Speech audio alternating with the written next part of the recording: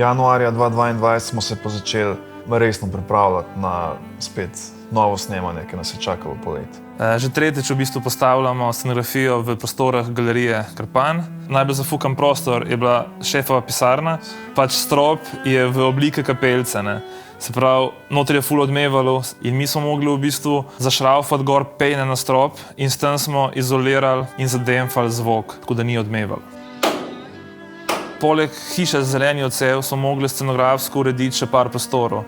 Od studija Radio Supernova do Bajtovske ručne, stanovanje od Seba, pol studio od Metalcev, pa ziher še kakšen tak plac.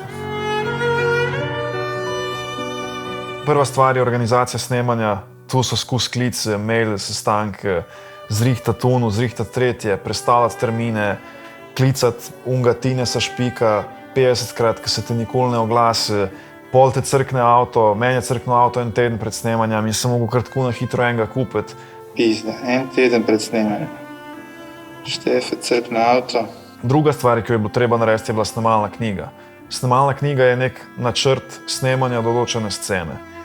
Narišeš tloris, označiš, kje kdo stoji, od igralcev, od kamermanov, kje je tonc, kako se kdo premika, kdaj kdo naredi kakšen zoom, kakšen švenk, se pravi premik kamere. Tu tako počas gre, ne. Ti imaš scenarij in potem sem midva hodila po placu, jaz sem imitiral igralce, Bor se je postavil, kje bodo kamermane in to traja v pičko milo materino.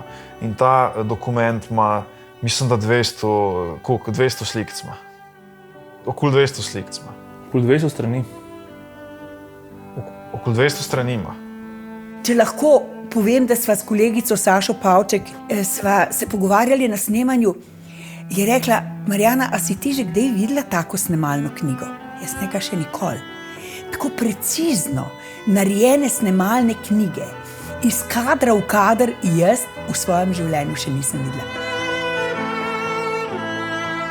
Kostume sva bazirala glede na karakter določenega lika ali pa glede na to, kaj je scenarij zahteval. Recimo za primer bi dal Patrika. V prvih epizodah, ki ima še punco, je ful urejen in je vse zlikano, zelo lepo, lepe outfite ima. Pol, ki ga pusti, rate že malo bolj zanemarjen, ki pa zaplava v neke te hipi spiritualne vode, je pa čist zanemarjen in nose neke raznošene srajce in zgleda, kot neko strašilo.